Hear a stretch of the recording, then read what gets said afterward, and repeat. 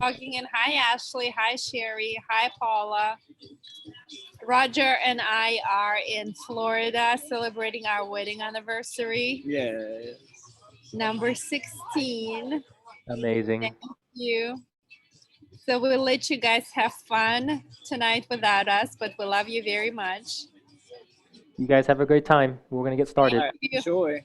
Thank you, Ricky. We love you. Love you too. Bye. Bye. All right, everybody. Hello, hello, hello. You guys are all muted, so I can't hear any of you. Sherry, Paula, Ashley, and okay. Laura's there. Where are you, Laura? Wait, was that Laura just now? Laura? What? Okay, Laura and Paula in the same room. Okay. Ashley, hello there. And Sherry. You guys have your books? Yes, you have your books? Yes, good. All right, so we are on chapter 3. We are on chapter 3, you guys. Why can I not see myself? View, speaker view. Can you guys see me? Yes? Okay, I can't see myself. What is going on here? Weird. Check, check. Okay, the voice is coming through.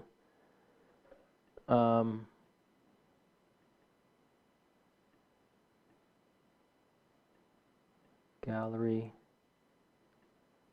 Speaker view is not working out for me. I can't see. Okay. Well, let's go ahead and get started. We don't have a lot of time, so go ahead and open your books to chapter 4. Sorry, chapter 4. I think I might have said chapter 3 earlier. Let us begin with the invocation to student teacher. Student teacher chant peace invocation. Om Sahana Vavatu Sahano Bhunaktu Sahavidyam Karavavahai Tejasvinavadhi Tamastuma Vidvishavahai. Om Shanti Shanti Shanti Om Yogena Chittasya Padena Vacham Malam Sharirasya Cha Vadyakena Yopakarotam Pravaram Muninam Patanjalim Pranjaliranatosmi Abahu Purushakaram Shankachakrasitharinam Sahasrashirasham Shvetam Pranamami Patanjalim Srimate Anantaya Nagarajaya Namo Namaha Om.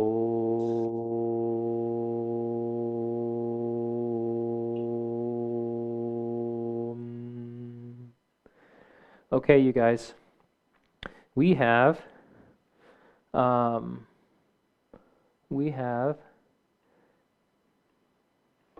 about an hour and a half. So let's get going. Chapter 4, Kaivalya Pada, chapter 4 of the Yoga Sutra of Patanjali.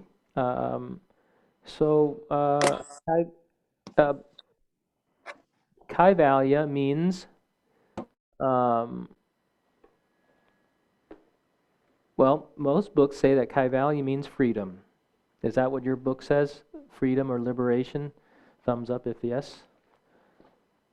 Yes, freedom. It is the final chapter in the Yoga Sutra. Having attained the goal of yoga, we achieve what is called freedom. The word Kaivalya literally translates as alone.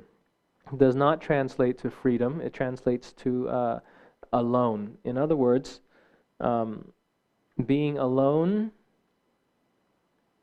unbound. Being unbound. Yeah. So another way to translate the title of this chapter is unbound. Yes? Freedom or unbound. Like if you're unbound, you're handcuffed, you're tied up, you're zip tied, you're shackled, you know, you're bound, bandha. There's a state of bandha going on. Well, in the state of Kaivalya, you are in a state of moksha. Moksha means liberation or freedom. But the word Kaivalya literally translates as alone. It's very similar. You understand? Meditate on these words. First sutra. 4:1. The first word is janma. Janma. What is janma? Janma means birth. Birth. Janma means birth. Uh, uh, the second word is oshadhi. Oshadhi means herbs. Herbs. The fourth word is called mantra. Third word is mantra. Fourth word is tapaha. And then samadhi refers to yoga. Ja, arising out of. Siddhaya. Siddhaya means, siddha refers to the previous chapter. What is the previous chapter? The previous chapter is the chapter on siddhis, or perfections, or accomplishments, or powers. So here this sutra here answers the question, is it necessary to be a yogi to get powers? Right, having attained the state of yoga, you go through these stages where you achieve these powers.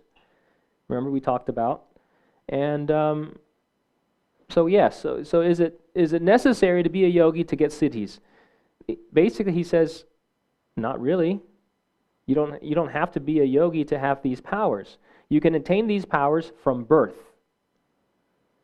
You can attain them through birth, right? If you have the right karma and you choose the right parents at the right time, then you can be born with powers. You know how sometimes kids are born with extraordinary mental capacities, that they're able to translate them into learning a craft or a skill very quickly.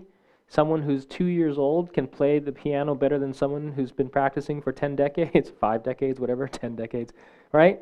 For someone who's able to say a mathematical genius at the age of 5, I remember in high school there was a kid that was like, I was a senior or a junior, and there was a kid who was like 10. He was taking these advanced placement high school classes. Like, how does that happen? So these powers can be attained through birth. Yes? Okay. Second way is through herbs. The Yoga Sutra mentions that through herbs you can attain specific powers. In other words, drugs. Right? These herbs are what are drugs? Drugs are anything that you put into your system that changes you. Right? Alcohol, tobacco, all these are drugs. So here he mentions herbs. So taking some kind of herb can change your mental state. May not be permanent, right? But it can put you in a state where you have powers, is what they're saying here. Mantra. You can practice mantra. Because, in other words, he is saying that words have potency. Words have potency. We know this to be true. Words can cause or end wars. Isn't it true? Yes. So practicing mantra, practicing penance or tapas. Penance or tapas can give one powers as well.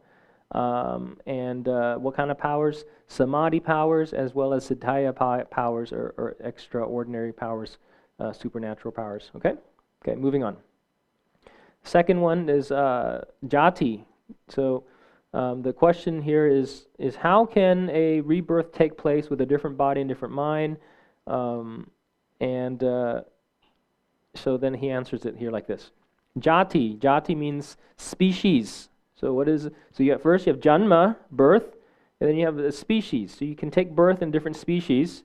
You can be born as a human, you can be born as a reptile, you can be born as a celestial being. All right, all these different types of births. Antara means ending. Parinama means transformation or change. Prakritaya, which refers to nature or prakriti or the three gunas.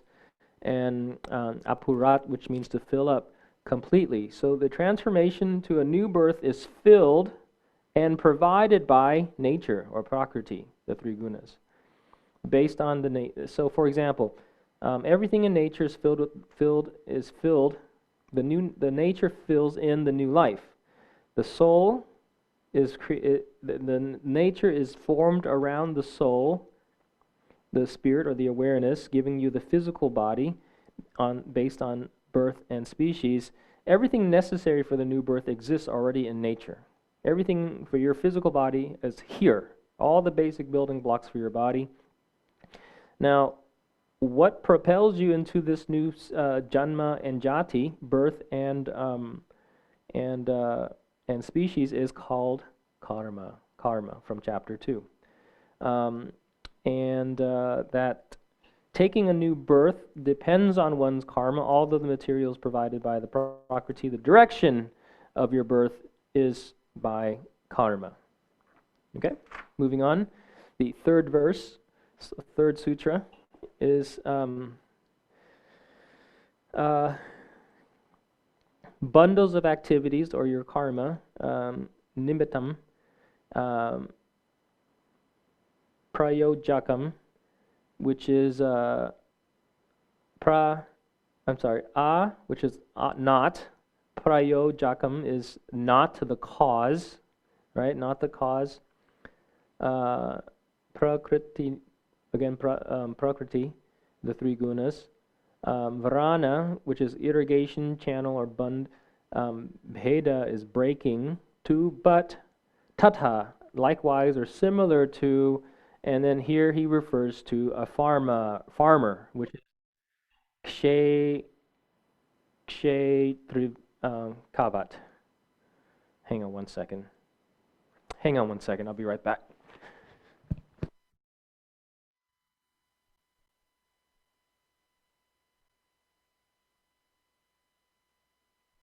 Okay, I'm back. So here he talks about the farmer. The bundle of karmas directs the prakriti, or the new life, like a farmer directs water for irrigation by breaking the bund. What is a bund? The farmer, for example,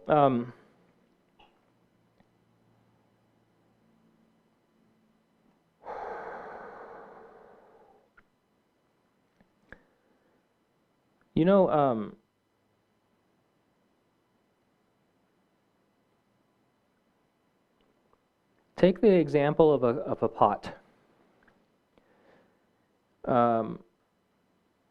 The clay is the material that the potter uses to make the pot. The clay can take on any form, right? But it's the potter that shapes the clay. Does that make sense? The potter shapes the clay. So you have a lump of clay, you're spinning it on the potter's wheel, and without the farmer or the potter's influence on the clay, you just have this lump of clay. Now, the karma is the potter. The clay is the prakriti, or the material, the body, the life. In other words, the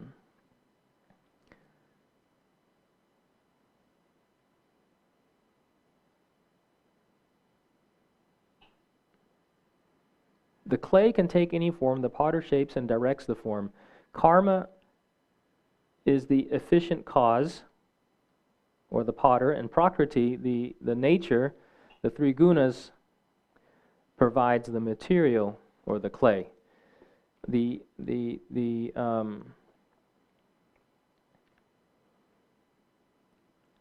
So yoga comes from Sankhya. Sankhya, Yoga, and Vedanta, they all accept this karma, this theory. This is a theory that is the same across all these different philosophies. That makes sense? The fundamental difference between yoga and Vedanta, well, I think I discussed that earlier. In other words, this sutra says future birth is self-propelled by karma. Okay.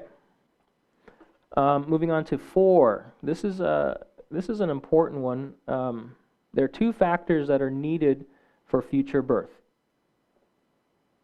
There are 2 factors. You've got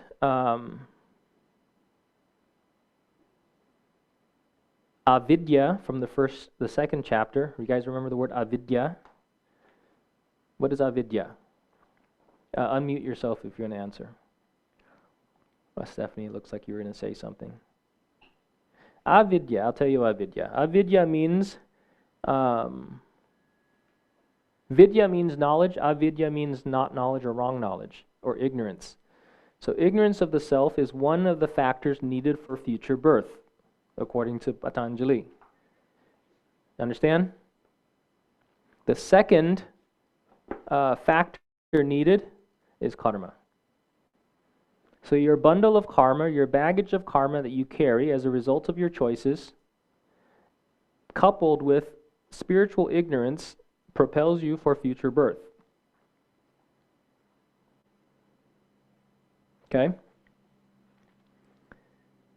Here, nirmana, which means created, chittani, which means minds, asmita, which means the self, not the self, the sense that I exist, this feeling, this mind-body complex that you feel as I, and matrat means alone. So by the mere asmita, this feeling that I exist, which is like ego, not egotism, but this that moment that you arise out of sleep, that you're like, I'm back. Remember I talked about that? I'm back. That asmita, that feeling,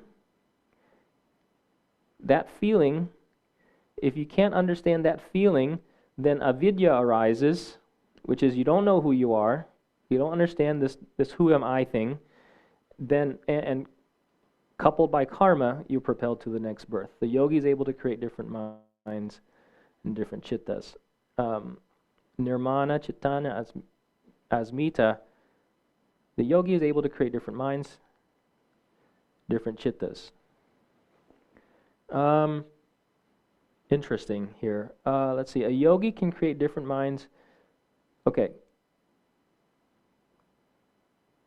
A yogi can create different minds to experience them or work out his or her karmas. An example would be, this is crazy. This is something I don't get, but this is what he's saying. If you can, let's say you're at the last leg of your life. You're, I don't know, let's say let's say you're going to live to 100, but you're at about 80 years old. You've got 20 years left, and you're like, I've got all this karma to undo. I've got all this stuff, and you're doing your spiritual practices, but you've attained this skill of samadhi, this is intense power to concentrate and clear your mind, right? Now you're going to work through all your karmas. So instead of having one person or one mind, not person, but one mind, tackle this karmic, burning off this karma, you create several minds. You create several minds. It's kind of like that movie Multiplicity with, was it Michael Keaton back in the day? Was it Michael Keaton? I don't remember who it was. Multiplicity, where he cloned himself and he was able to do all these different things.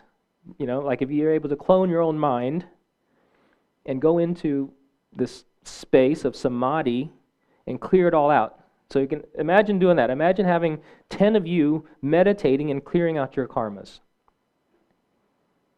This is what he mentions here. Now, the two factors part, I don't know, forget that. The karma and the vidya, the propelling you to the next life, that was from the previous sutra. May I ask a question, please? This is Whitney. Hi, Whitney. I've never heard of clearing out your karma through meditation. Is it like you unravel the reasons behind it having taken the action of the karma while you're in meditation? That's a good question. He talks about that later. Yeah. I think he mentioned it earlier. If he didn't mention it later, he mentioned it earlier in the book. He talks about yogi. There are three types of karma. There's black karma, there's white karma, and then there's like a gray karma, something like that.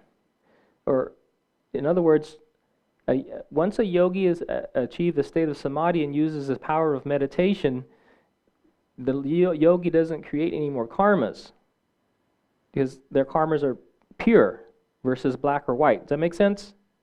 Either causing good karma, bad karma, favorable karma, or unfavorable karma, or you're not creating karma at all, which is like beyond any human. They say that nowadays there's this whole thing, silence is also action. You ever heard that? Silence is also action. So just by existing, you're creating karma, right? Just by existing, there's karma, by occupying space. So there's this idea that a yogi can transcend that because they achieve a state of samadhi. Now, going back to deep meditation, remember the karmas that are, the samskaras that are printed or imprinted in the chitta, or the mind space, it's either three types. It's either dormant, sprouting, or manifest. I'm backing up now. I'm reiterating something from a previous lecture. So if you're able to nip it at the bud, or at the dormant state, if you're able to go into your mind and nip out the karma at the bud, or at the roots, you root out the karma, then that karma won't manifest later.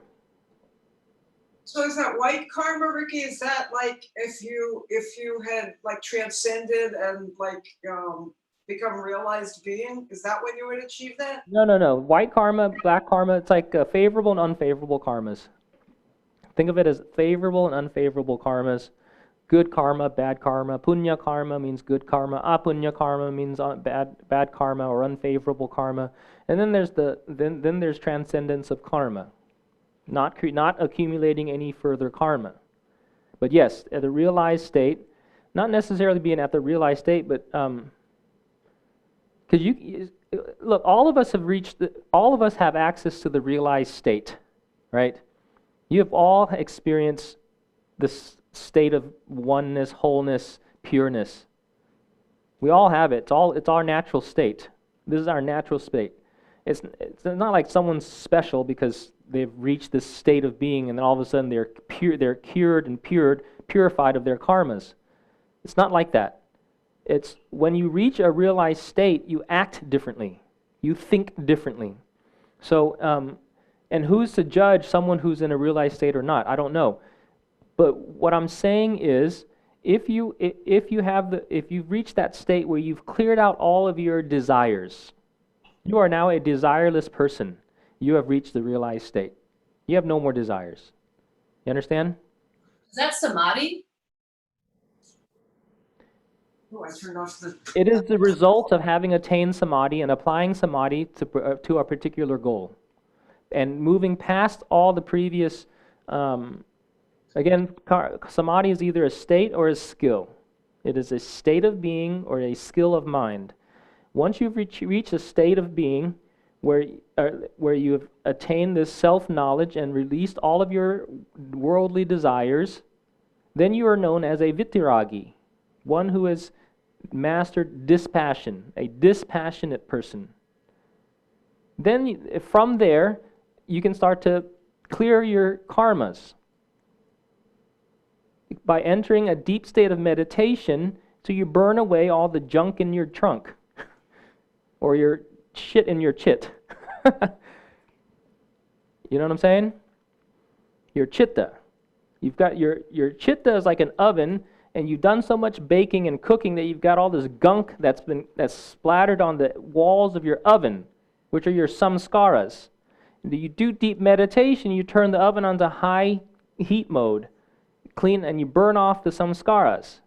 That's how you burn off karmas, so that your karmas do not manifest again through words, actions, and thoughts. Does this make sense? Okay. So here he's saying that the yogi can create multiple minds to burn off karma faster. That's all he's saying. This is referring to the manas. The manas. So he's here addressing the janma, oshadi, mantra, and tapas. Here with mind, we create multiple minds. Okay.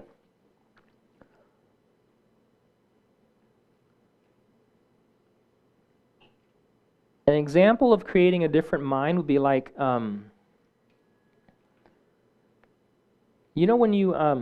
we all have this power. It's like not that, it's not super mystical because it's what you do every night when you dream. You do this every night when you dream. You create another mind and you experience it. isn't it? Make sense? And then you wake up, and then you explore, you live through this mind. Like right now, I'm living through my mind now. When I sleep, it's a totally different mind. Understand? Okay. Patanjali would also accept that the belief that yoga is worked out in dreams. Sometimes you can work out your karmas in your dream. Make sense? The divine visions are a good sign of spiritual progress. Divine visions in your dreams is also a good sign that they are making spiritual progress. Most people don't have spiritual divine visions. Most people have nightmares, right? They wake up scared or angry, right? Or worried.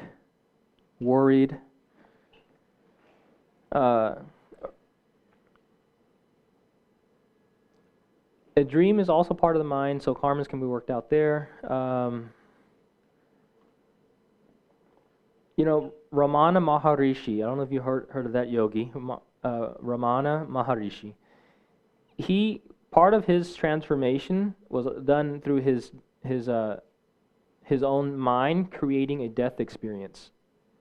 He created his own death experience which led to his enlightenment. Anyways, that's just something, that's a side note. When the nature of the self is known, the mind can rest and not accumulate more karmas. It's like the constant thinking of the mind is what creates new karmas. The constant thinking of the mind, right? Constant thinking causes more karma. Because those thoughts turn into words, those words turn into actions, those actions turn into habits, those habits turn into character, which turn into karma, destiny.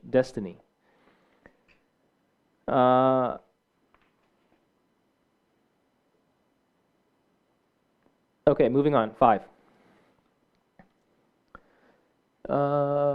Half an hour, 4 sutras. I need to hurry up. Okay. Even though the different minds or the chittas act differently, they are controlled by one mind. So if you create many minds as a yogi who has the power of samadhi, you control each of those minds. It's not like each. It's like you ever seen multiple personalities? That show, the movie Sybil from back in the day. Sybil, multiple personalities. Yes. Well, if you haven't, go check it out. Sally Field, crazy. Anyways, I think it was Sally Field or that girl from Gidget or something. Is that Gidget? I don't remember. With this power, the yogi's original mind controls the other minds. All right, moving on.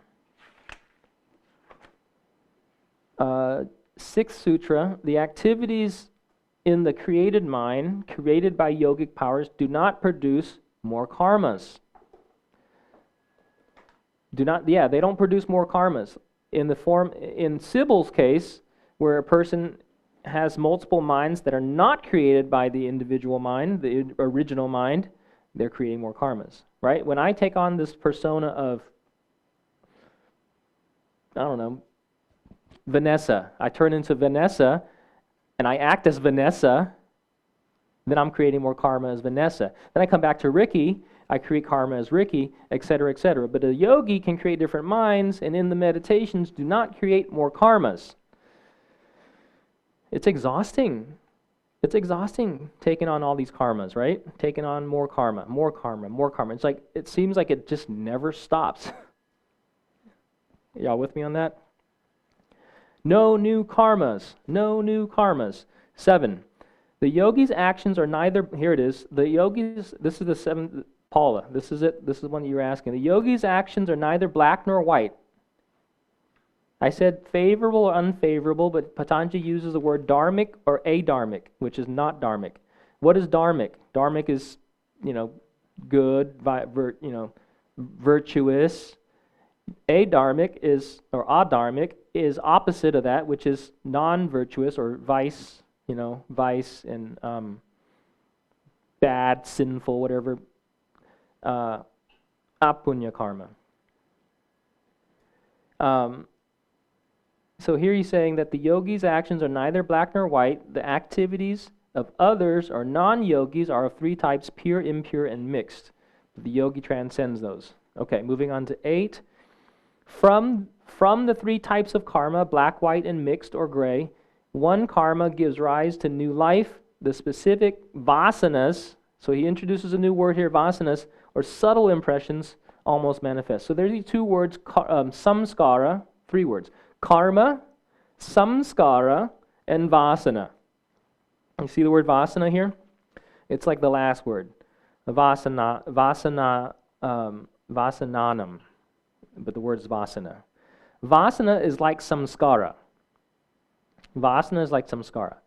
Now, different people talk about these vasanas differently. My teacher says that vasanas are so subtle, because you've got the dormant layers of being. Now, if you take the dormant layers, you're going to get dormant, you have sprouting, and manifest, right? So you got a seed that's dormant, you got a seed that's sprouting, then you got a seed that's manifesting crop. In the dormant levels, there are different layers of dormancy. Does that make sense? Right before the top layer of dormancy, there's sprouting, so it begins to sprout. So the transition between dormant and sprouting. At the deepest level of samskara, the deepest level of dormancy, is called vasana. Vasana are like deeply rooted samskaras that are animal-like. Remember I talked about the dog who vomits and licks up their vomit or eats their poop? That is a samskara. But that's also a vasana. Whereas, for example, a dog that has a tendency to wag its tail because it's excited is a different. That samskara is less subtle as, say, something like licking up its own vomit. How many animals lick up their own vomit? How many animals, Ashley? You're muted.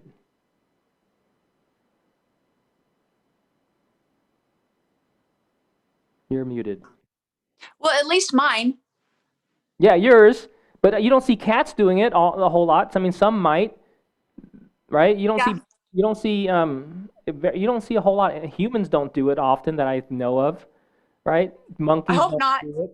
Monkeys don't do it. I don't see birds throwing up and licking up their vomit. These are vasanas that are unique to the specific animals. You understand? So they're animalistic in nature, vasanas. They're very, very subtle samskaras. Like you can see certain animals have a lot of greed. There are some animals that are greedy by nature. That's a vasana. Does that make sense? Yes. But a human can develop greediness by hanging out with people who are greedy. Or it could be a vasana because they might have been a blue jay in the past. Blue jays tend to be greedy. Ever study blue jays? Just watch them. They're aggressive and they're greedy. They're greedy. They'll take a bunch. Like I used to feed squirrels almonds and peanuts in a bowl, and these blue jays would come and take all the peanuts. They would put like 5 or 6 in their mouths. Like, how does a blue jay put peanuts in their mouths? And they'd fly away with a mouth like a chipmunk, with a mouthful of peanuts. You ever see that, or am I the only one? Yes. You seen it? Okay, I'm not crazy. And then they come back within a few minutes and they do it again. I'm like, how many peanuts do you need? Do you even eat these things? I don't even think blue jays. I'm like, you a greedy bird.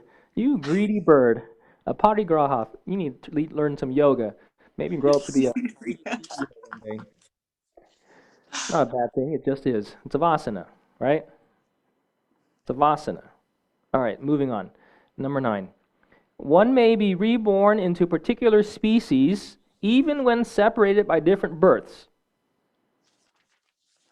One may be born into particular species even when separated by different births. So what does that mean? Different births, different species by different or unknown places. by different or unknown places and by time because of the way the vasanas or the subtle samskaras function, and because of the memory, smritihi, the memory and the samskaras or residual habits or patterns or tendencies that are consistent with that particular birth. Does that make sense? The journey of the soul can transmigrate between different bodies, different species, at different places and different times based on vasanas, karmas, and samskaras. Does that make sense? Can you say that one more time? That last part where you say journey of the soul. The journey of the soul can take on different bodies, different species, different births, at different places and different times as a result of your karmas, choices and actions, your samskaras, patterns and tendencies, and your vasanas, which are your animalistic subtle tendencies. That's a mouthful. Did you get that? You can replay this later, okay?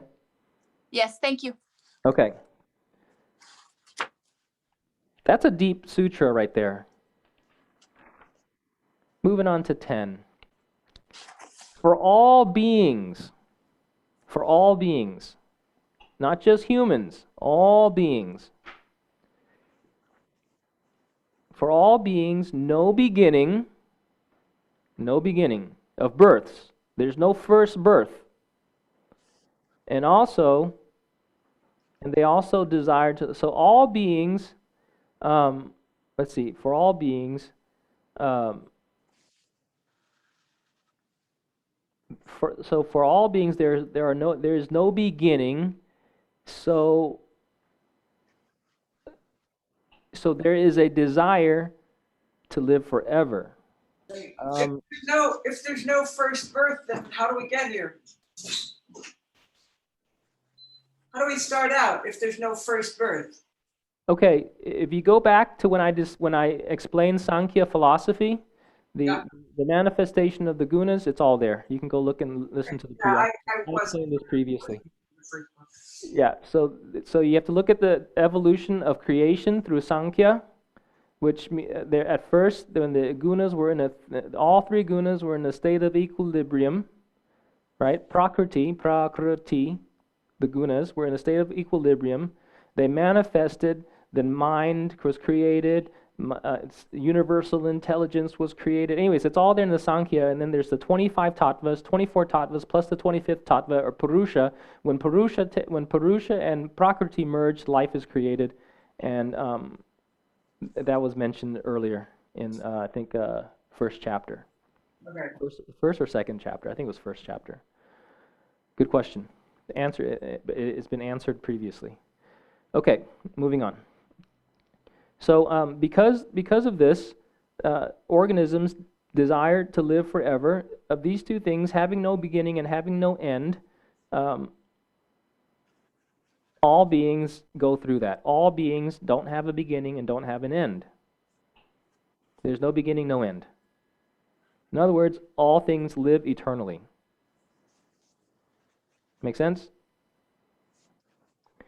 When I say live, I don't mean living in this material world. When I say live, it means to exist, according to the yogis, because you can't not exist. You just can't exist in this body forever. The body will perish, but the consciousness lives on. Make sense? This is what is meant by eternal life. Not eternal life in this body, but eternal existence. Okay. Hetu, 11th Sutra, 4th chapter. When the kleshas were mentioned in chapter 2, 16th Sutra. When the kleshas, actually it was mentioned in the 3rd or 4th Sutra, 2nd chapter. Anyways, when the kleshas, for example, avidya, ignorance of the self, and etc., carrying their results, what are the results? What are the results of ignorance? Asmita,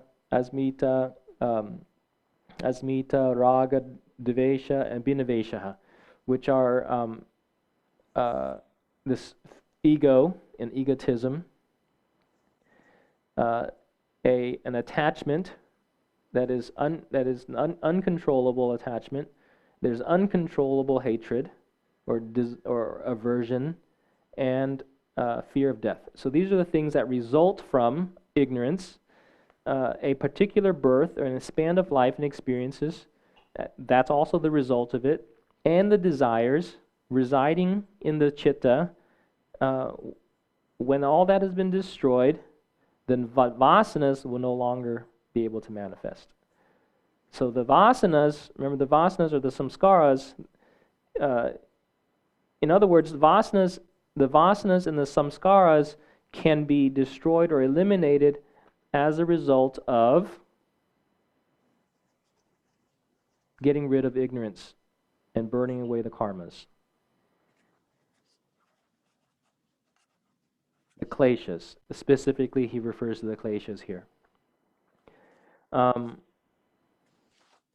Because the kleshas are the causes. So, in other words, so the question is, well, if there are no more birth, what happens to the vasanas? What happens to my samskaras? What happens to my bundle of karmas? Where does that go? He's answering that by the sutra saying that the karmas, samskaras, and vasanas are then destroyed. Once they are destroyed, you have nothing propelling you to the next birth. Therefore, you have transcended future births, or escaped the wheel of rebirth and death. Does that make sense? Remember, there are only two things that propel you into the next life: ignorance and karma. So if you can get rid of the two things, which is know who you are and burn off all your karmas, you have freed yourself and have found liberation, freedom. What are we bound by? We're bound by this body, mind, and senses, and our choices and actions. This is what we are bound by. Yes? Because the more choices we make, the more karma we create, and the more karma we create, the more bound we are. It's like being stuck in a spider web of karma. Literally. We create a web of karma by all our choices, and we're stuck in it. And we are so bound and wound in this spider web of karma that one day we figure it out that we are bound and we want to escape. We want liberation. We want moksha. Moksha. We want liberation. Right? Okay. And the way you get liberation is by attaining a state of enlightenment, which is transformation of the mind, and applying it towards the goal. Does somebody have a question? I do. What happened? I mean, I guess I am confused. So when you attain this, I guess, lack of karma, then what do? You're just nothing? So, okay, this is the most advanced part. Without having attained the previous chapters, this stuff is not going to make a whole lot of sense. So let me just present the information, and because I can get on one sutra and talk for the next hour, and then we won't have time to go through all these sutras. Okay? Just hear it out. Just hear it out. Jot down your questions, and then listen to it again, because you got to hear each of the sutras. The sutras are answered. Someone asked earlier, what is this black and white karma thing? And I said, it's going to come up. It's going to come up, right? And it did come up. So just wait and see. Listen to the whole thing, and then so we can get through it. Cool? Jot down your questions. I can address them another time. Okay, number 12. Experiences. Okay, the question here is why are there different paths for different beings? Like, why is it that different beings take on different births at different times? In other words, like why and how? Right? This is the question that arises. So this sutra answers that. Why and how? Experiences of the same object vary from time to time. Experiences of the same object vary from time to time. Like each one of you are experiencing this lecture differently, right? And then you're going to go back and listen to this lecture again, and you're going to have a different experience of it. Same lecture, different experience. So what he's saying here is that experiences of the same object vary from time to time, so that people or individuals will have different births at different times because of the different experiences. All of this stuff is like, oh, duh, yeah, makes sense. I mean, I get it, yeah, right? So let's move on. Basically, okay, in other words, the example is a lump of clay can be made into many forms at different times. So therefore, you can take on different births at different times, depending on the potter, the person who molds the clay. Remember, the karma is the potter. So at different times, the clay is going to take on different shapes, depending on the person who's messing with the clay. Make sense? That which will propel the body or the soul into different bodies at different times, different species, different locations. 13. I think we'll be able to finish 13 because there's only 33 in here. I think 33 sutras. Okay. These experiences, which are manifest at the present time or unmanifest, are a product of the gunas. These experiences are a product of the gunas, the product of nature, the product of the material and energy world that we live in. Prakriti is the shared reality. Remember, there's a shared reality that, and then there's an individual reality. The individual reality is that which happens within the mind or the chitta. And then the shared reality that we all experience together, the material universe, is called Prakriti. Your experiences, my experiences, your experiences, all the experiences that we have at different times, past, present, and future, are a product of these gunas of Prakriti. Prakriti. And okay, so for example, when a person is living in this life, other experiences are unmanifest because they don't apply to this particular birth.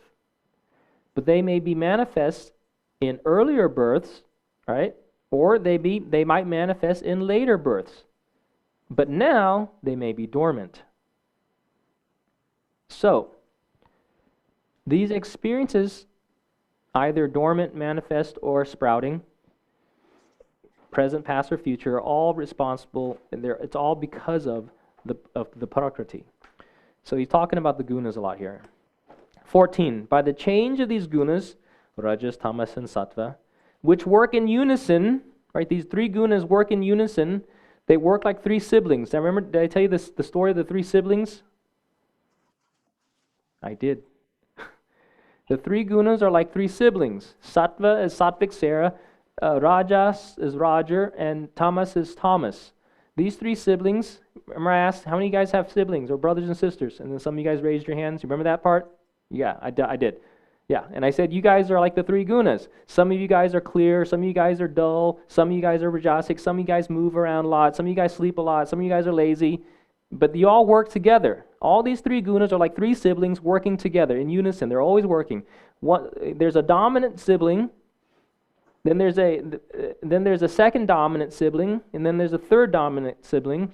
The first dominant sibling is the one who's responsible for most of the outcomes. Then sometimes the dominant one steps down and the second one steps up and becomes a dominant, but doesn't stay dominant for long, right? And then the dominant one will take control again, and then the first and the second they want to take a nap, and then the third one takes dominance, but only for a very short time because they're the weakest guna, and then they go back to being the weak guna or the following guna, and then that's how the gunas work. So here he's saying, by the changing nature of the gunas, which work in unison, different objects in the universe take place or become manifest. And he's just reiterating the same thing. In other words, if Rajas is dominant, you're going to have Rajasic qualities in your experiences. Greed, anger, movement. Make sense? If you're Tamas dominant, you're going to be experiencing sadness, dullness, depression, heaviness, lack of energy. Well, unless you get started, but anyways, that's an Ayurvedic discussion. And then you have sattva. So sattva is, if you're dominated by sattva, then on most days, you're clear-minded, able to focus, you're giving, loving, and compassionate, and have empathy. And you have lots of wisdom because you're able to see clearly. Make sense? If you can't see clearly, you don't have wisdom because you forgot what happened. What happened? Right? Right over your head. Thomas, huh? What? Where? Who am I? Right? Like when you wake up drunk. You ever woken up drunk? Oh, that's like super tamasic. You have no idea who you are, where you are, what time, anything like that. But if you're sattvic, everything makes sense. And so then you accumulate more wisdom because of the clarity of mind. You understand? Okay. So moving on. 15. We're almost halfway through. Okay, 15. So this sutra is sort of addresses this Buddhist concept. There's this idea in Buddhism that it's called Kshanika Vada. It's in Buddhism. See, Buddhism only deals with this, what's happening in your mind, right? Just what's happening in here. So in Buddhist concept, when all thoughts stop, so does everything else. That's not true. So here Patanjali is addressing that. So these texts are often sources for debate, to debate between the different philosophies, understand? So he's saying that, well, each person's mind, each person's chitta experiences an object differently. So if one person's experience of an object ceases, it does not cease the object from existing. Right? This if one of you guys take like 20 shots right now of tequila, and by the end of the lecture, this lecture ceases to exist in your mind, doesn't mean the lecture ceased to exist. This is a philosophical debate. Understand? Yes. That's all he's saying. Okay, moving on. Which is a great argument actually for the debates. This is a great argument. But let's move on. 16. If an object is merely created in the mind, in one's mind, then another person's mind cannot know the same object. Can it be so? Can it be so? Or it's said in another way, the inner mind's chitta or thoughts cannot be seen by another, but an outside object can. He's just basically saying that mind reading is not possible. Mind reading is not possible.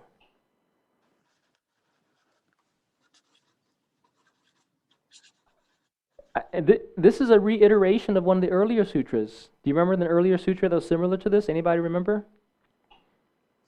It says, you can remember that there was actually you missed it, chapter 3.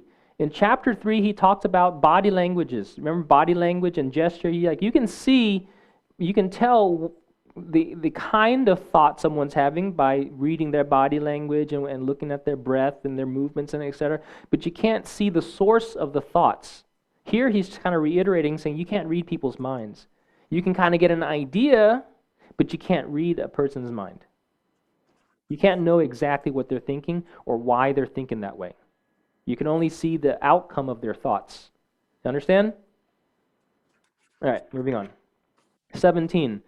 Objects are known or unknown depending on the connection of the mind, depending on the connection that the mind makes with the object through the indriyas. The word here is indriyas. I mentioned this earlier. This is from Sankhya. There's two types of indriyas. There's karma indriyas and there's jnana indriyas. Here he's referring to the jnana indriyas. What are the jnana indriyas? Well, actually both indriyas. The karma indriyas are the hands, the tongue, right? Speech is karma. Karma with your hands, karma with your feet, and karma with your sex organs, right? So you've got these types of karmas. Then you also have, type of indriyas, organs. Then you have the organs of perception, which are your eyes, ears, nose, mouth, tongue, as well, to taste, and to eyes and skin to feel. So you got all these, you got like 10 karma and jnana indriyas, and that objects are known depending on the connection that the mind makes through these indriyas. For example, you can, I'm not going to talk too much about this, but you can see an object and know the object by what you see. But if someone's deaf, dumb, and blind and has COVID and can't smell or taste, joke. Okay. But let's say you don't have any of these qualities, then you can know an object through touch, right? Can you know an object through touch? That's what blind people do, don't they? They do this. They go, "Oh yes, okay, yes, I recognize you," right? Yes. So objects are known or unknown depending on the connection that the mind makes through the 10 senses. I'm sorry, the 10 organs of perception and action. Got it? Got it? Get it? Good. Next one, 18. Okay, this one's an important one as well, because in Buddhism, there's this not negating or affirming that there is a soul. In Buddhism, see, the Buddha was asked once about, is there a God? Does God exist? You know what Buddha said? Does God exist? What does Buddha say? Buddha said, the believer of God will never in eternity convince the non-believer that God exists. Likewise, the non-believer of God will never convince the believer of God that God doesn't exist. So let's not talk about that. Let's just talk about suffering. In other words, if God is soul and soul is God, Buddhism is saying let's not talk about the soul. Let's not talk about the soul. Let's just talk about the mind and our own suffering. That's what Buddhism is all about. Yes? Yoga is a little different. Yoga accepts the idea that there's a Purusha, because see, Purusha is consciousness or soul. Remember the Sankhya philosophy, Prakriti and Purusha. So because this whole philosophy is based on the principle, this idea that the 25th principle is the Purusha, or the consciousness, or the soul, the question that arises is this.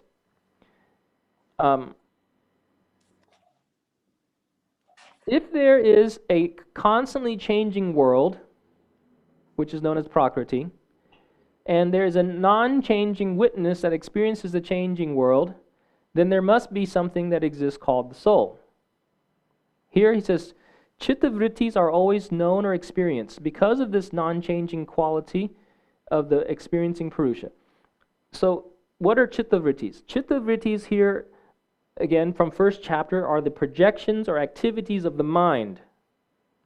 Right? What are these activities of the mind? A manifestation of the gunas, which I said in the previous few sutras. Remember I talked? Your experience is your chitta vritti. What is responsible for your experience? The gunas. What experiences the gunas? The chit, the consciousness, or the chit, the Purusha. Who is the Purusha? You are the Purusha. I am the Purusha. I'm experiencing this. What am I experiencing? I'm experiencing the dance of the gunas. And that dance of the gunas is, and so then the question is, what's experiencing the gunas? There has to be something that experiences all this change. That must be the soul or the Purusha. So this is sort of the argument against Buddhism. If a yogi was to debate a Buddhist. Make sense? Again, this is sort of, reiterating something there's a lot of repeat moving forward. I told you in the last direct lecture that there's going to be a lot of repeat, right? Or rewording. They're saying the same concepts in a different way. Just kind of like, okay, at this point, we're just going to keep pounding you with the same knowledge. We're going to say it differently. We're going to frame it differently until you get it. Does that make sense? Does it sound like what's going on right now? Yes. Right. I'm just reframing, or he's just reframing it, re-saying it, Okay, moving on. 19. So na, first word na, not so, not or not so, na, not. Um, the chitta, okay, this argument here also disagrees with the Buddhist concepts.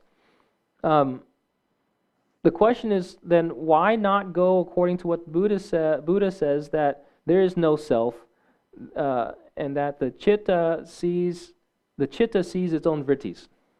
And okay, so there's this idea that the mind can see. You've heard people saying that the mind sees this, the mind sees that, but the yogi says the mind doesn't see, because the mind is a manifestation of the gunas. The mind is a manifestation of the gunas. It has the capacity to remember, to imagine, to mix the word, the object, and the meaning. Remember all that? This is all these things that are happening within the mind. So, who's witnessing that? Is it your mind witnessing the thoughts of your mind? No. He's saying, no, that's not. There is the self that's witnessing the mind. So in other words, that the chitta is not self-illuminating. If there was no purusha or consciousness within the chitta, within the mind space, if there's no consciousness in there, there's no illumination. It's just all black or shunya or void, which is what happens when you stop all your thoughts. There's just nothing going on in there. But when there's attention in the mind again, and there's movement in the mind, then you can see all the things that are happening in the mind. Like when you close your eyes, you see your thoughts, right? When you close your eyes, you see your thoughts. Right. So what is seeing the thoughts? What is illuminating the thoughts for you to see? It's you. You are the light. You are the light that illuminates your own thoughts. Your thoughts are not illuminating. It's like being in the dark without a flashlight. When you turn the flashlight on, you awaken. Like right now, you're awake. But what you're seeing is the result of your senses. And you're having an experience because of your senses. But if your senses were to extinguish, you would still have a reality that you experience called dream or imagination, right? Or fantasy. How do you experience that? You experience that because of the light of your own awareness called purusha. Understand? So he's saying that without the purusha, the chitta cannot be known. The chitta cannot be known. There's no light illuminating your thoughts. Yes?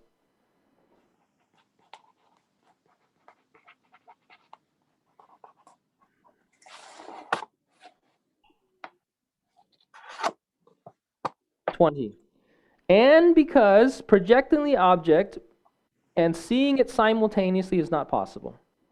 So he's carrying on from the last sutra. Projecting the object, which is the mind projecting the object. What object is it projecting? Your entire experience. Your entire experience is being projected by your mind inside your chitta or mind space. You cannot see and project at the same time. Like a projector in the movie theater, you go to the movie theater, the projector back there is projecting the movie onto the screen. It can't see it. It's projecting, right? So what sees it? It's the audience. Who's the audience? I'm the audience. I am the audience. Okay? Moving on.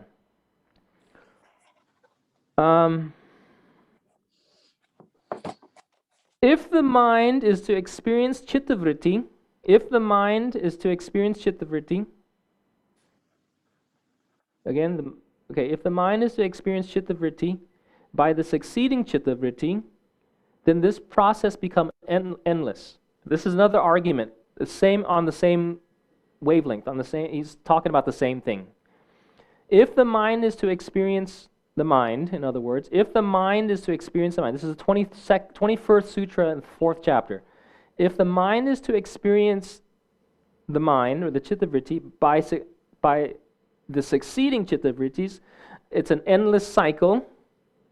And if it becomes an endless cycle, Your memories would get mixed up. This is also against the Buddhist philosophy. In other words, why not be able to do what is said in the previous sutra? The mind can, if the mind can project in one moment, then the next moment that mind needs to observe it.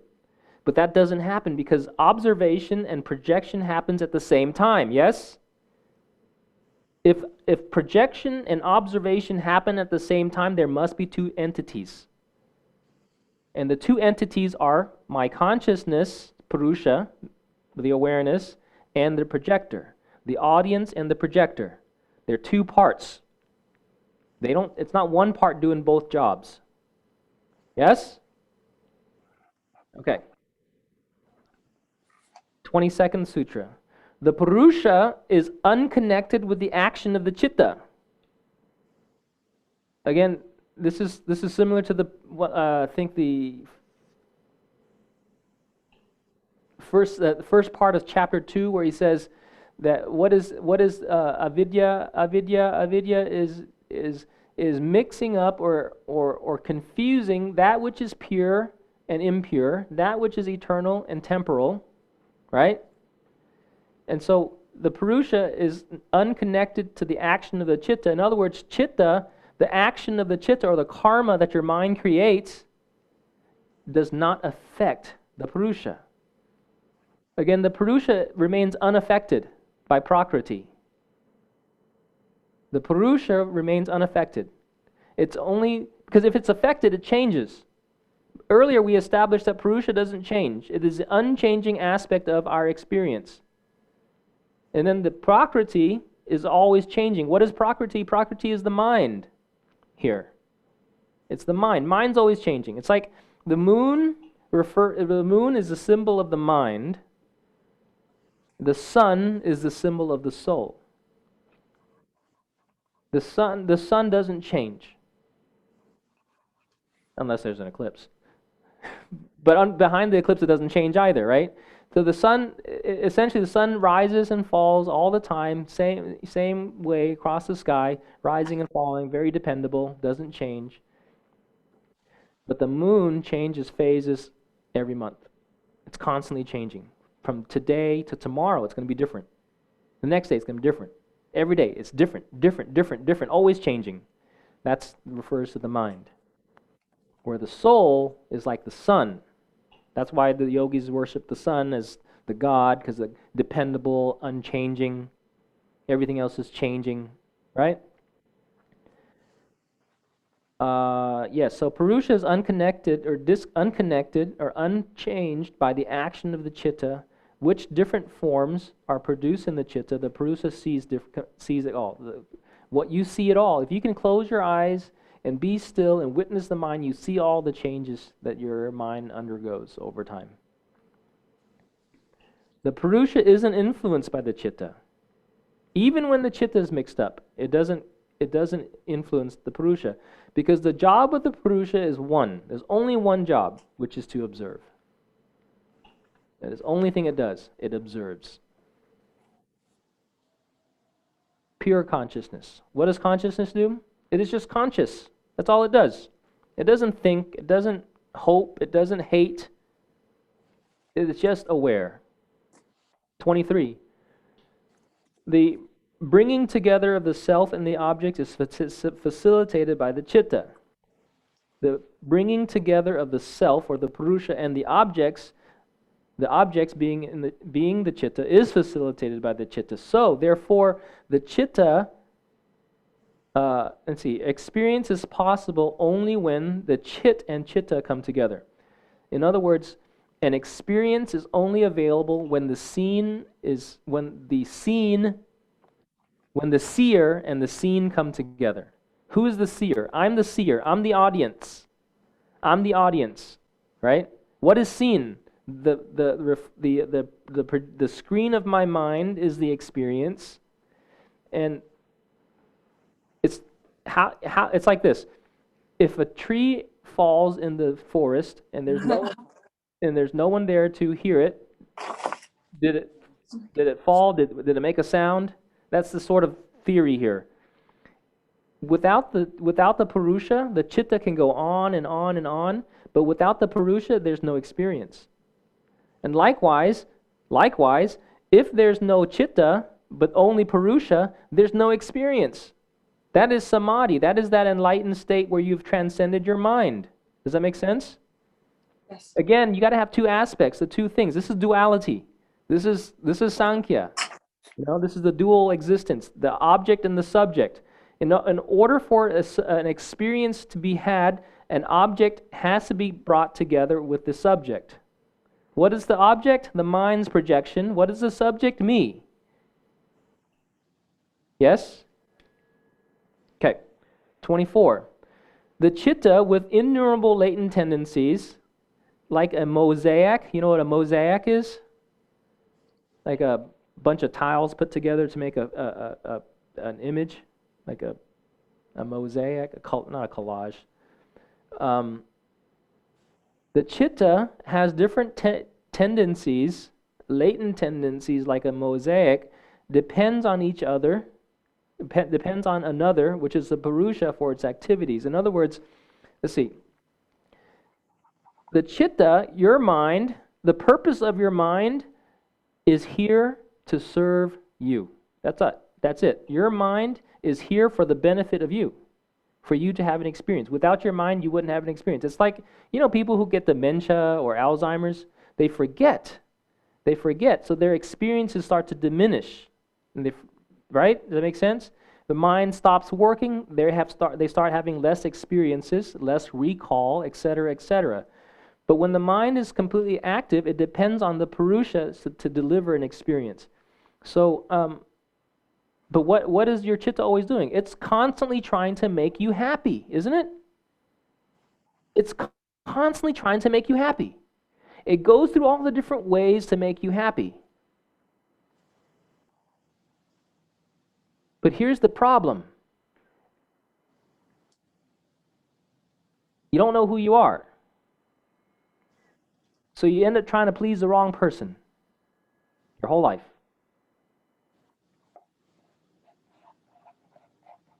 If you don't know who you are, you end up trying to please the wrong person.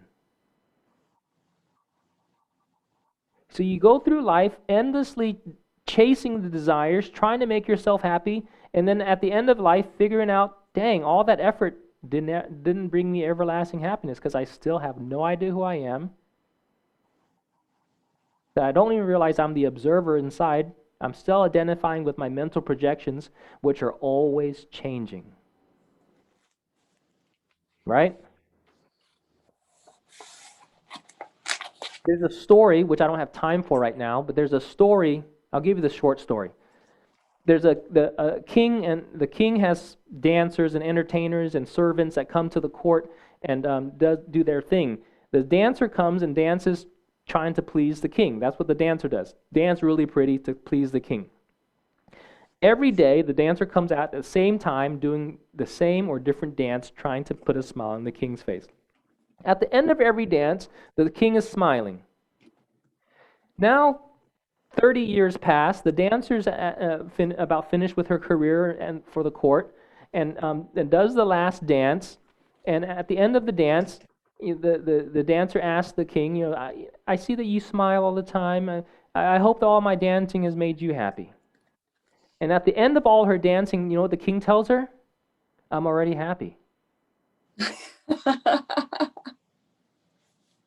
So the dancer did all this work trying to please the king, not realizing the king was already happy.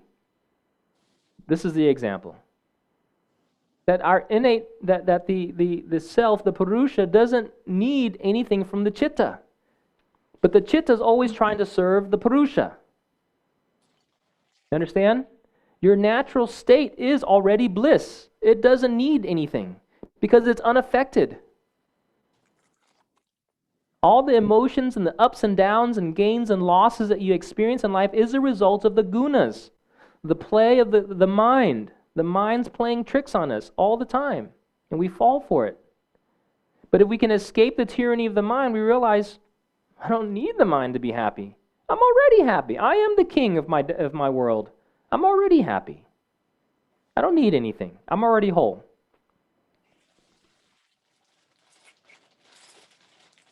'25. The mind's unique perception. Okay, so this is interesting. Visesha, unique. Darshan or darshina is perception, and Atma bhava. Atma refers to the self, but the translation, he uses the word mind. So this is incorrect because the mind does not perceive. But this is what he wrote here, my teacher's notes. By the mind's unique perception of the self, or in other words, let's say the mind's, not perception, but the mind's understanding of the self. It's a better word. I need to change it in my notes. The mind's understanding of the self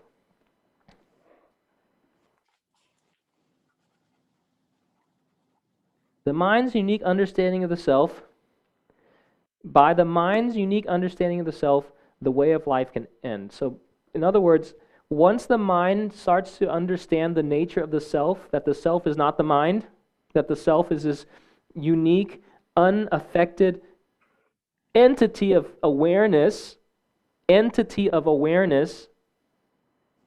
you have this understanding, then the engrossed way of life will end. Laura, you there? This is your answer to your question, I think. Is that once you've reached this state of understanding, your old way of living changes. Does that answer your question?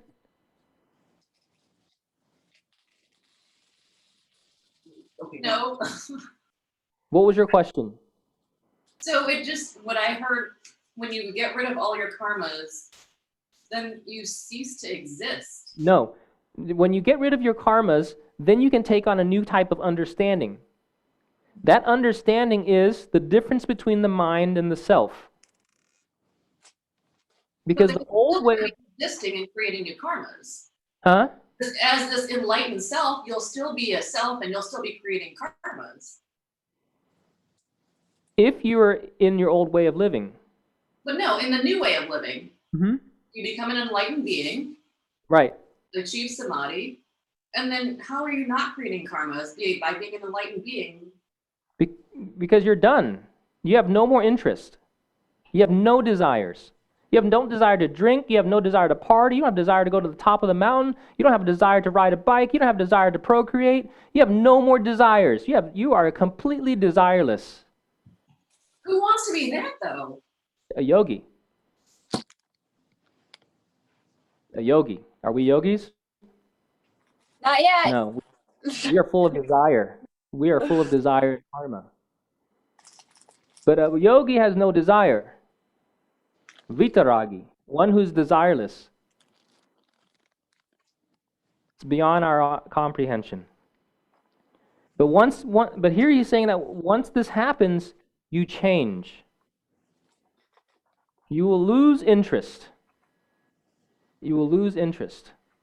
It is your interest that propels you to act. But if you have no interest, you won't act. Isn't it true? Makes sense, doesn't it? If you have no interest, you won't act. If you don't act, do you create karma?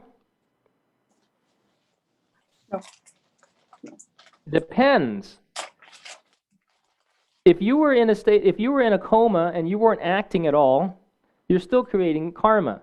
But if you're in a state of awareness without interest, but you're awake, you're not knocked out, and you're not, somewhere else in a state of sleep or coma, but you're fully alert, fully aware of what's going on, and you choose not to act, to just be still,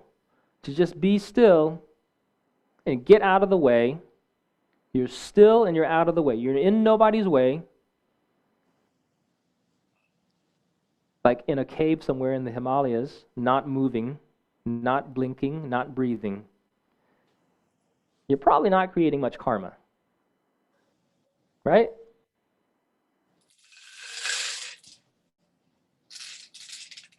That's as close as I can get to understanding this.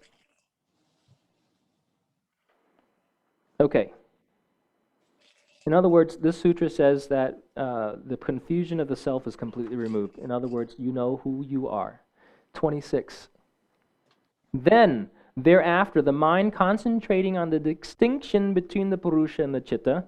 So thereafter, the mind concentrating on the distinction between who I am and who I'm not, the Purusha and the mind, or the Chitta, or Prakriti, it gravitates towards freedom.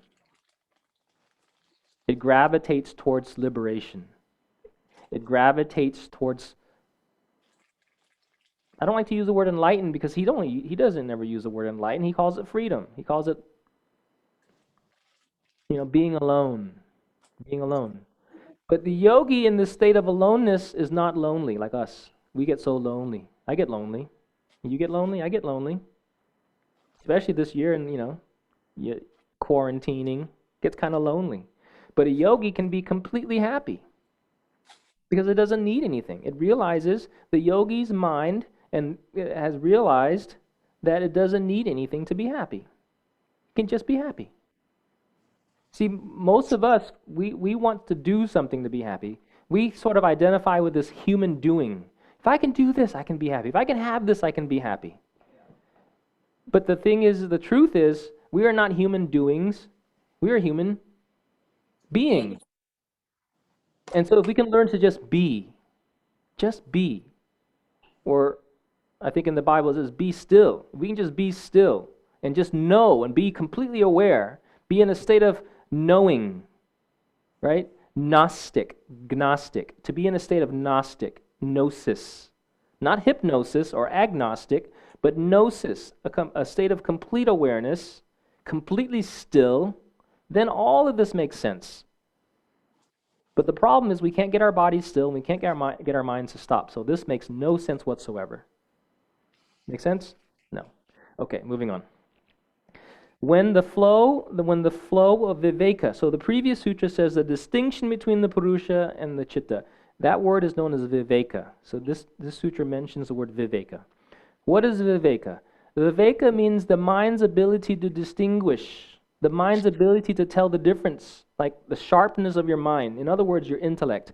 Once the intellect has developed a flow of viveka, or distinction between the Chitta and the Purusha, when the flow breaks, the mind tends to be filled with outgoing samskaras. When the flow of viveka breaks, so in other words, in other words, remember how many moments do we have in a second? About a trillion. So you have a trillion opportunities to get distracted every second. But if you can maintain the flow from moment to moment, 1 trillion moments in 1 second, in every single moment, you don't have any break in the knowing of who I am and who I'm not, right? But that doesn't happen. But when there is a break in this knowing, then your outgoing samskaras start to come back. In other words, you start to regress back into your old patterns. Samskaras means patterns. Your old patterns come back. So in other words, you have to stay constantly in a state of awareness, of a knowing, of who I am and who I'm not. And that's called viveka khyati. Does he mention that soon? I think he mentions that soon. And to say it another way, the mind still may have breaks. So an enlightened being, using your words, an awakened being, Paula and Laura, so someone who's awoken still has moments where they forget who they are, right? But a fully realized individual lives moment to moment, 1 trillion times per second, knowing who they are, without break.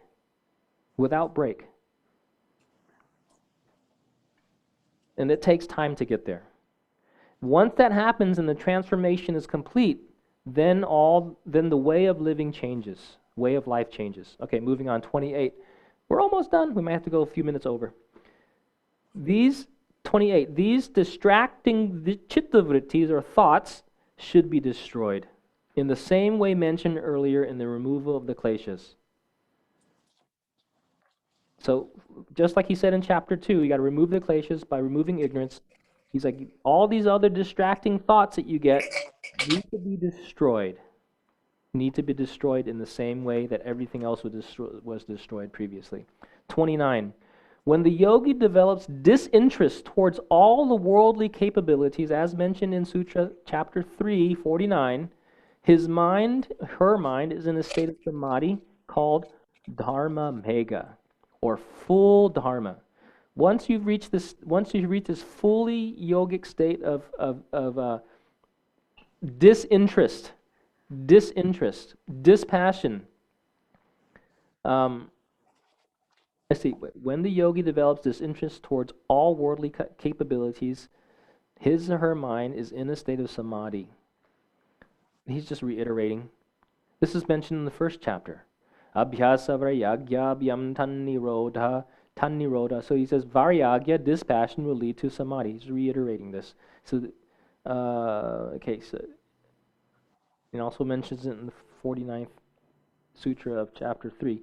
All right, the 30th sutra here, tata, means from that. What is that? The state of the mind mentioned in the previous sutra, samadhi. The kleshas, kleshas and karma are eliminated, which are the two things that propel you to the next life. Which is, what is the first klesha? Avidya. So when you get rid of all the kleshas, starting with avidya, and you get rid of all the karmas, then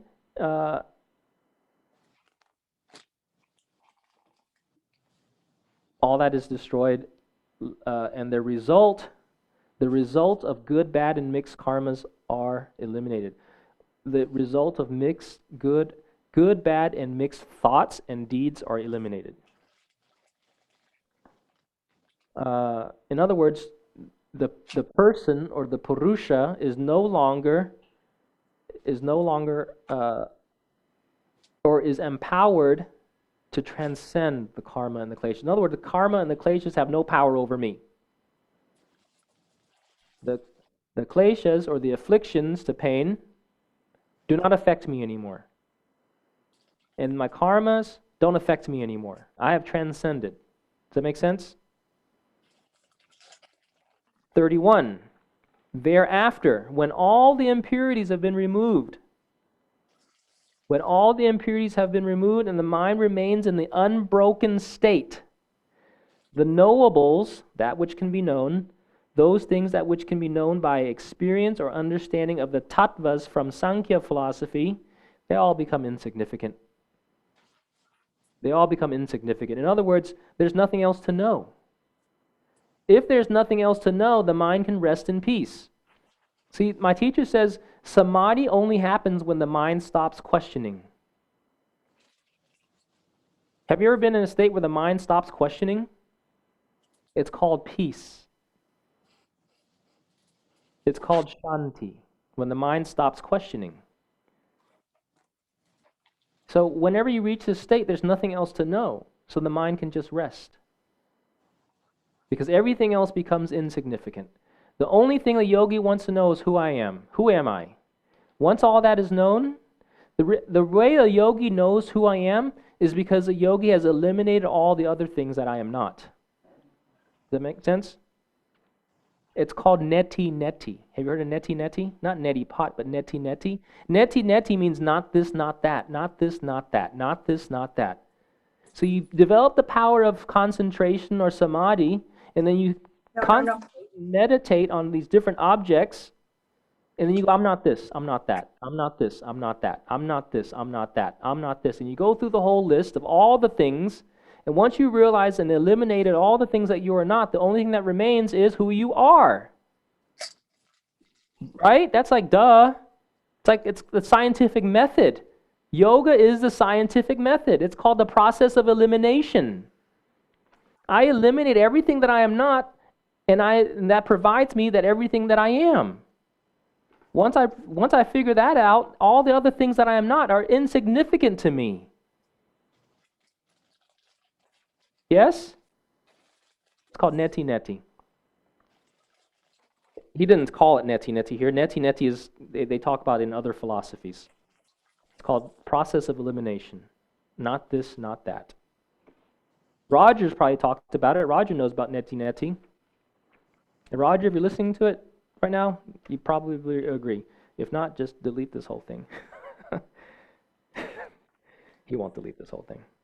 Okay, almost done, you guys. 32.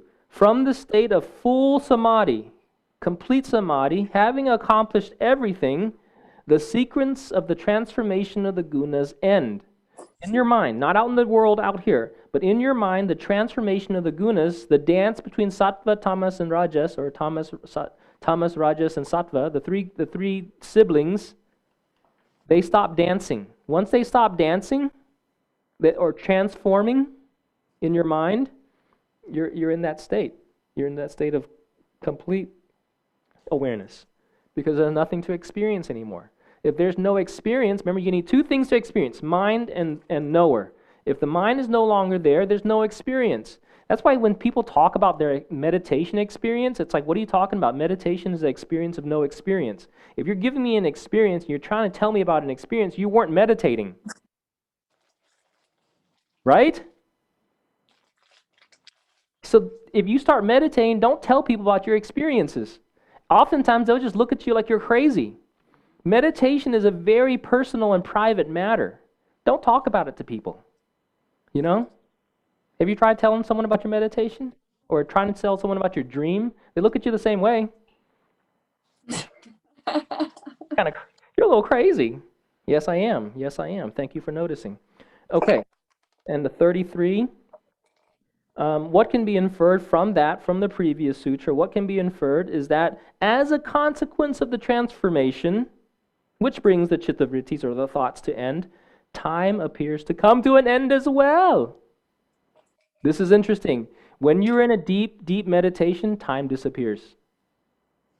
1 second, one trillionth of a second can seem like days. Or days can seem like 1 trillionth of a second. So when you reach these states of experience or being, you transcend time and space.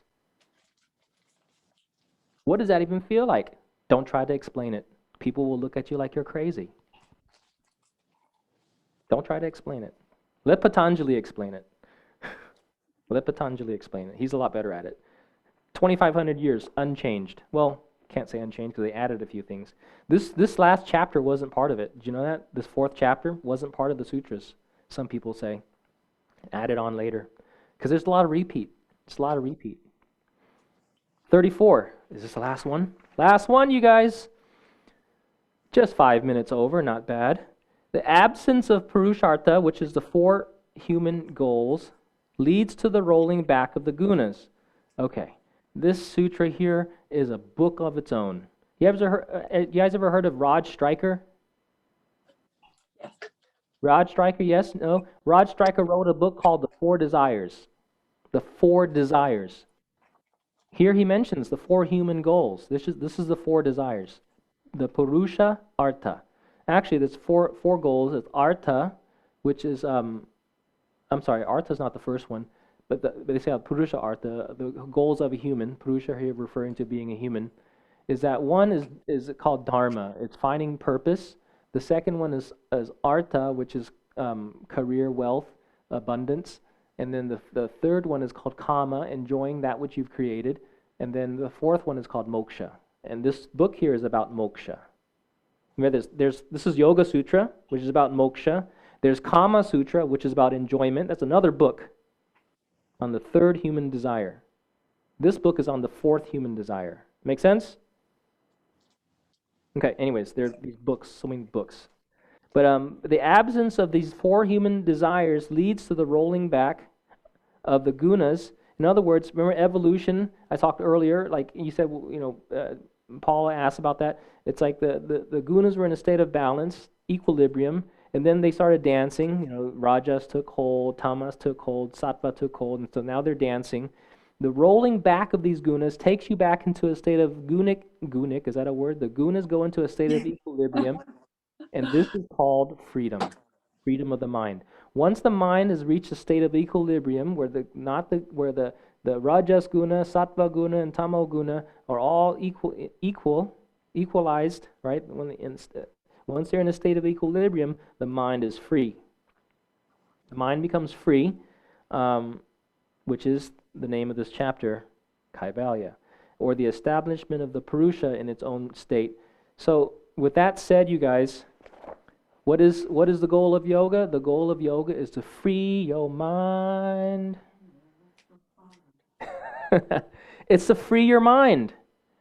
This is the whole thing I mentioned earlier. It's like the Matrix. You are stuck in this binary, this world that you think is real that's constantly changing. Yes? The whole idea is to figure out, one, I'm in the Matrix, and two, how to escape. Once you escape the Matrix, it doesn't mean that you leave the Matrix. You're still in the Matrix. You're in the Matrix, but not of it. That is the goal. The goal is to wake up like Jesus did, to be in the world, but not of it. The famous Jewish yogi, Jesus the Christ. Right? To be in this world, but not of it. That is the goal, and this is the roadmap. With that said, you guys, we are done. Om Sahana Bhavatu Sahano Bhunaktu Sahaviryam Karava Vahai Tejasvina Vadhi Tamastu Ma Vidvisha Vahai Om Shanti Shanti Shantihi Om Yogena Chittasya Padena Vacham Malam Sharirasya Cha Vaidyakena Yopakarotam Pravaram Muninam Patanjalim Pranjali Rannatosmi Abahu Purushakaram Shankachakra Siddharinam Sahasrashirasham Shwetam Pranamami Patanjalim Srimate Nantaya Nagarajaya Namo Namaha. Om.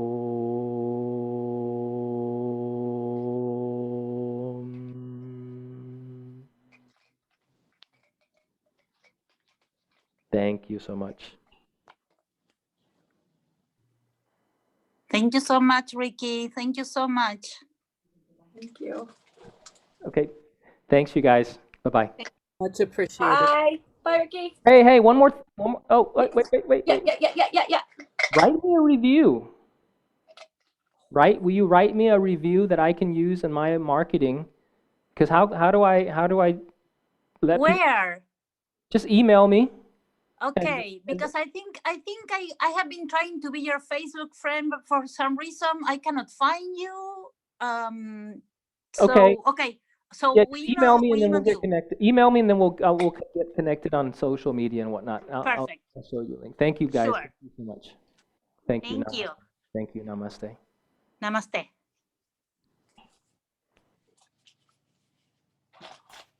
Bye. Bye.